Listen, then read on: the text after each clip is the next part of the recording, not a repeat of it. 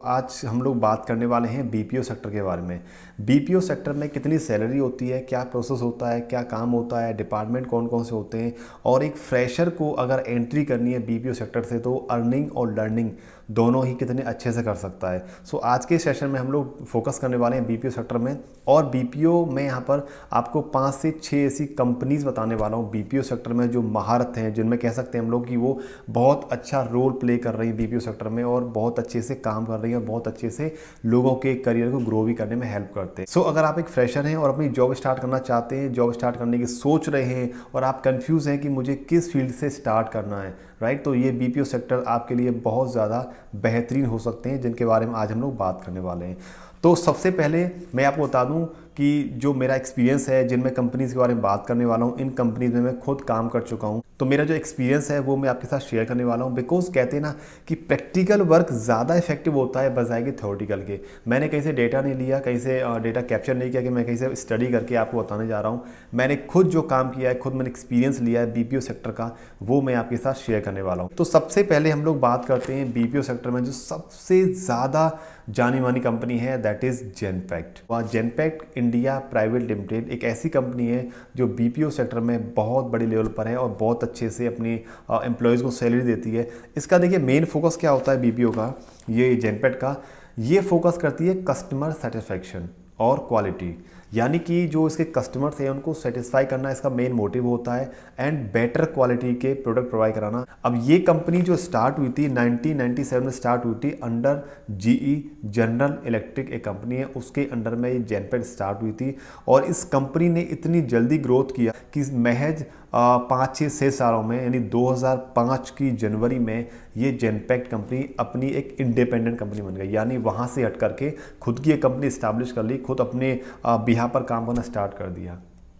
अब आप सोच सकते हैं कि जो कंपनी महज 1997 में स्टार्ट हुई थी और 2005, यानी कि आप ले सकते हैं 8 सालों में, 8 से 9 सालों में ही अपनी खुद की एक कंपनी बन चुकी है, तो इट मीन्स वो कंपनी का जो प्रोसेस है कितना इफेक्टिव होगा, उस कंपनी के एम्प्लॉयज़ कितने ग्रोथ के लेवल पर होंगे और कितनी अच्छे से उनकी सैलरी भी इंक्रीज़ हो रही होगी। तो जेनपैक्ट कंपनी का प्रोसेस काफ़ी अच्छा है और इसमें टारगेट्स भी इतने कुछ खास नहीं होते। इसमें कोई ऐसा नहीं है कि आपको आउटबाउंड कॉल करनी है, कस्टमर को कन्विंस कर, टारगेट बेस्ड सैलरी होगी या कुछ ऐसा होगा कि आपको टारगेट पूरे करेंगे तभी आपको सैलरी मिलेगी, ऐसा कुछ नहीं है। प्रोसेस काफ़ी अच्छे होते हैं। देखिए होता क्या है कि आपको कोई भी काम हो, चाहे वो प्रोसेस का हो या ऑपरेशन का हो या किसी डिपार्टमेंट का हो, आपने अपने अंदर अपने मन में एक टारगेट फिक्स करना है कि मुझे इतना काम करके देना है, तभी आप उस प्रोसेस में आगे बढ़ पाओगे, एक पोस्ट अच्छी से ले पाओगे। कहते हैं ना कि एग्जीक्यूटिव से senior executive, TL, expert, process expert, ये सारे पोस्ट आप तभी ले पाओगे जब आप एक अच्छे से काम करोगे, करेक्ट। तो अब बात करते हैं सैलरी की कि जेनपैक्ट में कितनी सैलरी मिल सकती है। देखिए एक फ्रेशर को जो जेनपैक्ट सैलरी ऑफर करती है वो मिनिमम होता है 15,000, 15 से 20,000 तक की सैलरी आपको मिल सकती है as a fresher in Genpact. आपने चाहे बीटेक किया है या बीए किया है या नॉर्मल ग्रेजुएट हो या अपनी कोई प्रोफेशनल डिग्री की है, ये मैटर नहीं करता, उनके लिए मैटर करता है कि बंदे में कितनी योग्यता है, ठीक है। सेकंड कंपनी का नाम है इन्फोसिस, इन्फोसिस बीपीएम, यानी हम लोग शॉर्ट में इसको इन्फी बोलते हैं। इन्फोसिस एक ऐसी कंपनी है बीपीओ सेक्टर में जो बहुत ही ज़्यादा मुकाम हासिल कर चुकी है और ये बेस्ड है आईटी सेक्टर पर।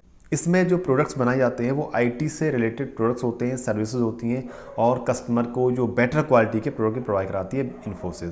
अब इन्फोसिस जो सेटअप हुई थी वो अप्रैल 2002 में, ने कितनी जल्दी ग्रोथ किया है आपने सुना भी उसके बारे में, गूगल करके पढ़ेंगे भी तो भी काफ़ी अच्छा से इसके बारे में डेटा ग्रैब कर पाएंगे, ठीक है। इन्फोसिस बीपीएम जो फोकस करती है वो end to end business transaction पर फोकस करती है, यानी वो थर्ड पार्टी बीच में नहीं होती है, डायरेक्टली कस्टमर से बात करती है और डायरेक्टली ट्रांजेक्शन करती है। तो इसके डायरेक्ट ट्रांजेक्शन्स होते हैं सारे कस्टमर के साथ में, अपने क्लाइंट्स के साथ में।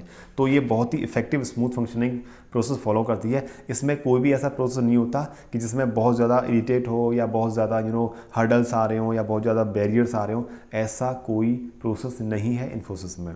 इन्फोसिस जब मैंने काम किया था तो मुझे लगा कि इन्फी में शायद सैलरी बहुत कम है, जब मुझे सैलरी बहुत कम ऑफर की थी।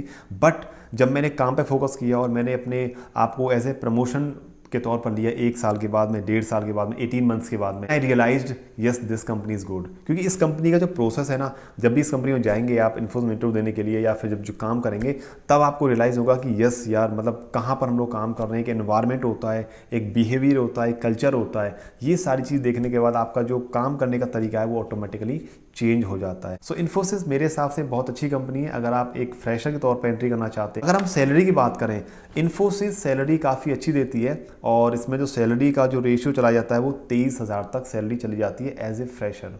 एंड इसका जो ब्रांचेज अगर बात करें कि ये कहाँ कहाँ पर रोल प्ले करती है अपना, देखिए ये इंडिया में ऑपरेट करती है, आपका पोलैंड में ऑपरेट करती है, नीदरलैंड में ऑपरेट करती है, आयरलैंड में ऑपरेट करती है, इन बहुत सारी जगह पर ये ऑपरेट करती है। तो उसके बहुत सारी ब्रांचेस हैं, बहुत सारे इसके जो ऑफिस हैं अपने इंडिया में और इंडिया के बाहर भी। इस कंपनी से आप अपने करियर की स्टार्टिंग कर सकते हैं बहुत ही बेहतरीन कंपनी के लिए। तो मेरे हिसाब से ये कंपनी भी ओके है।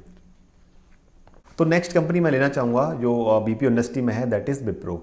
विप्रो एक ऐसी कंपनी है जो अपना एक खुद का मुकाम हासिल कर चुकी है, बहुत ही अच्छे लेवल पर ग्रो करती है और ये आईटी प्रोडक्ट बनाती है, आईटी प्रोडक्ट में डील करती है और अपने कस्टमर पर ये बहुत ज़्यादा फोकस करती है एंड अपने जो क्लाइंट्स हैं उनको टाइम टू टाइम अपना वर्क फिनिश करके देती है। तो इसलिए एक अच्छी ग्रोइंग सेक्टर पर है ये और बहुत ही अच्छा प्रोसेस के अंदर फ्लो होता है।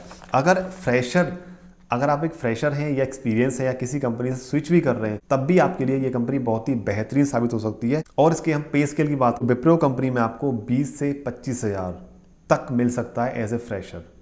अगर आपके अंदर अच्छी नॉलेज है, अच्छे कॉम्स स्किल्स हैं, अच्छे से आप डील कर पा रहे हो और अच्छे से आपको काम करने की नॉलेज है, तो आपको ये कंपनी 20 से 25,000 तक ऑफर कर सकती है सैलरी। इसका सैलरी रेशियो काफ़ी हाई है, बशर्ते आपको एचआर को कन्विंस करना है, अपने मैनेजर को कन्विंस करना है, उनको दिखाना है कि yes you are eligible for that particular post, particular salary.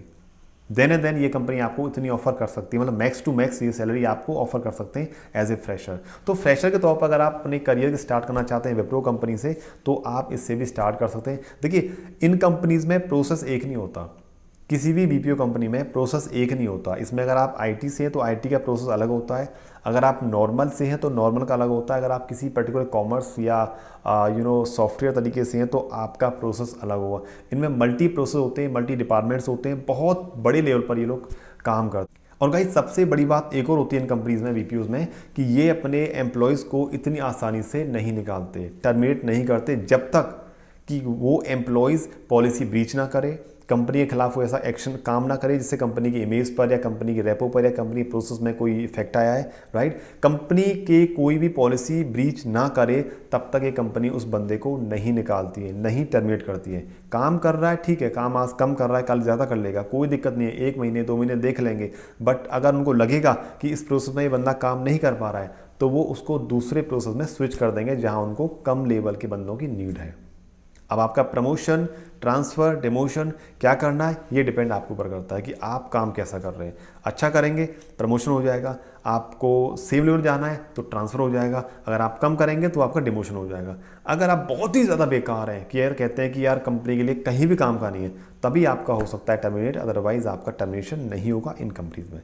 सो बढ़ते हैं हम लोग नेक्स्ट बीपीओ सेक्टर की ओर, जिसका नाम है टीसीएस, टाटा कंसल्टेंसी सर्विसेज। देखिए, टीसीएस के बारे में सुना होगा आपने।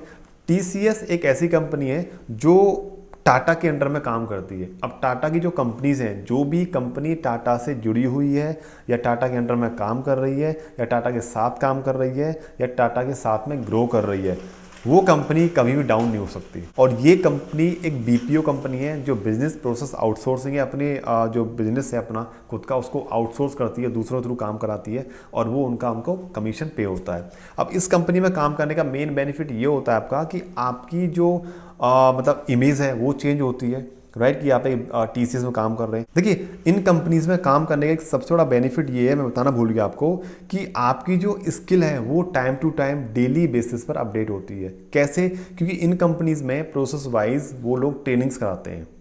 ट्रेनिंग्स ऑनलाइन भी होती है, ऑफलाइन भी होती है। जी हाँ दोस्तों, मैंने खुद ने किया हुआ है और आपकी जो स्किल है वो काफ़ी इंप्रूव होती है, आपकी जो नॉलेज है वो काफ़ी इंप्रूव होती है अगर आप लर्नर हैं। ठीक है, 2 तरह के लोग होते हैं, लर्नर और अर्नर। देखिए, जो सिर्फ अर्निंग पे ध्यान देगा वो लर्निंग पे ध्यान नहीं देगा, ध्यान रखना।